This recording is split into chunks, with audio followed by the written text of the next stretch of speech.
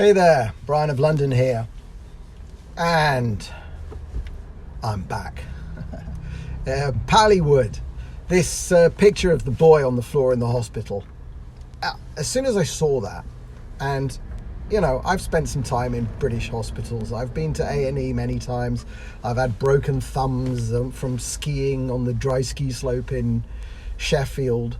I've had cuts and wounds and things I had to be in ER for, and I've dealt with the NHS. You know, I grew up there many times. Now, as good and as bad as it is for different things, I don't believe, I'm gonna have to cut this short. Basically, they're using Pallywood. I'm going to record this later. Sorry, I had to cut off early. Yes, so Pallywood and Labour using all their techniques. Well, it's obvious that the Labour Party is overrun with people who overwhelmingly support the so-called Palestinian cause. And the way they express their support is to copy their tactics. For years, the Palestinians have been inventing fake photos and lying about everything they see. They lie about the IDF, they lie about damage, they lie about wounded people, dead people. They lie about Mohammed al-Jura. This is the image that started, that was symbolic of the Intifada in 2000, with the father clutching his child, hiding behind a barrel with bullets streaming in. It was all faked. Fake. In fact, after the last frame that was broadcast on France of that incident in 2000, when you get to see the full footage, the kid looks up to see if he should be still playing dead. It's fake. The Palestinians have been using fakery to basically deceive the entire world about the justice of their cause. And it looks like that Corbyn's people have just learned these techniques, like, you know, when Corbyn was sat on the floor in the train, and now this staged photo where a mother puts her child on the floor in a hospital with a mask to take a photograph. This is Pallywood. We saw it in Lebanon. We saw it with photo editors adding more smoke to make pictures look more impressive. We've seen it every time there's a bombing of some sort. What do? They go in and put a child's toy in the rubble. That's a classic. You always see the forlorn little child's toy, or a shoe. A shoe is another favorite. You take a big picture of rubble. Maybe that rubble was created by a targeted bomb after people had been warned, whatever. You don't give the context. You just show a big pile of rubble and a forlorn looking child's toy or a shoe. It's the same stuff as staging photographs, and it's absolutely axiomatic and obvious that once the UK Labour has adopted the entire language and ethos and the Palestinian cause, that the next step on is going to be to adopt their techniques, their modes of operation, all of that other stuff. Anyway, that's enough of me. I'm Brian of London. That's my short update. Speak to you all soon. Bye. Hey, Brian of London here. I want to do a quick introduction video to one of Tommy's videos that I'm going to share at the end of this. Tommy did a Telegram update yesterday, 2 parts. One part was talking about early release of a jihadi compared to Tommy's release from prison and how he got recalled to prison.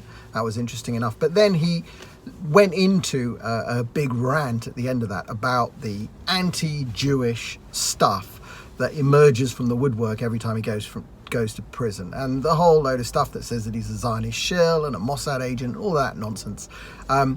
He is a Zionist because he believes that Israel should exist and Jews should have a homeland, but he doesn't buy into any of the ethno-nationalist nonsense. He doesn't see that Britain is a whites-only country. He doesn't go for that racist stuff. He's remarkably unracist. If you've believed the nonsense that he's racist, you couldn't be more wrong. And this video he shared yesterday, which I'm going to paste after this, it's just, there's no way better to express what he expressed than how he expressed it. And I don't write the script for him. I don't know how many times I have to tell you this.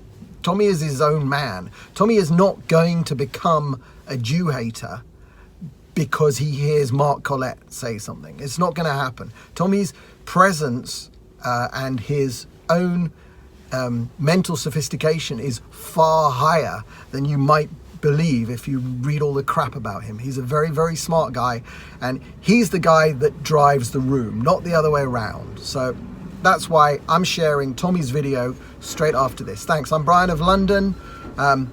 More videos whenever I can, probably Friday. Speak to you soon. I'm on a little rant. I'm going to go on another rant. I've seen all these people going on about my new documentary and Zionism. All the people shouting this, yeah? What do you do? What do you do for the cause? Other than sit behind your shitty little computer? What do you actually do? Other than poison nationalism? Other than make our job harder? What do you do?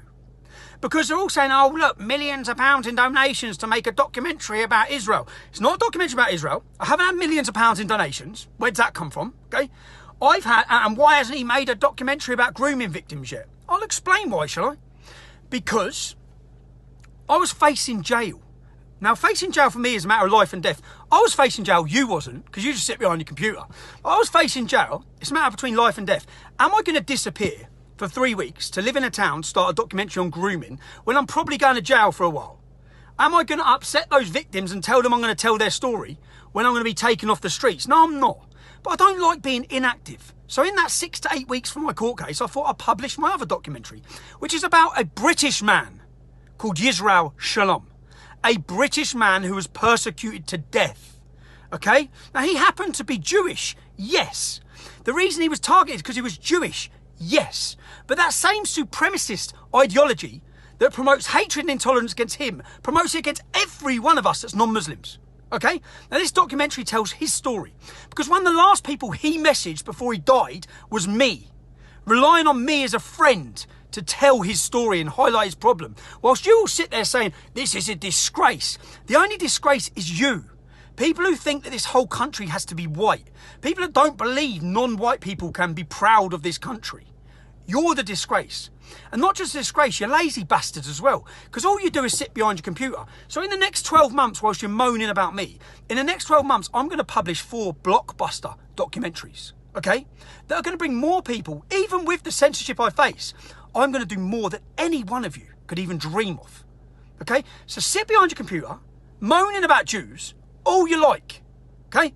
Because I'm going to crack on highlighting issues whilst you cowards sit there pressing Control, Alt and Delete. You absolute morons. Have a good day, everybody, yeah? Rant over. And another thing, I was trying to get this documentary out before Wednesday, before the election. It's going to be impossible. We can't get it edited quick enough. And I don't want to take any of the... It's going to be a powerful story. And I owe it to Yisrael, I owe it to his family, who have been working with us on this documentary now, to tell the story to its full potential. So I'm not going to rush it. It's going to be finished very soon. Have a good day, everyone, apart from all you little shill Jew haters. Fucking wankers, man. I just saw, man. So funny, bruv. I'm getting a lot of grief at the minute by some of these, like, white supremacists, ethno-nationalists, whatever, yeah? And they're all on about demography, yeah? They're all on about the replacement. Now, the funny thing is, the main geezer, and then there's a bird as well. I don't even know her name.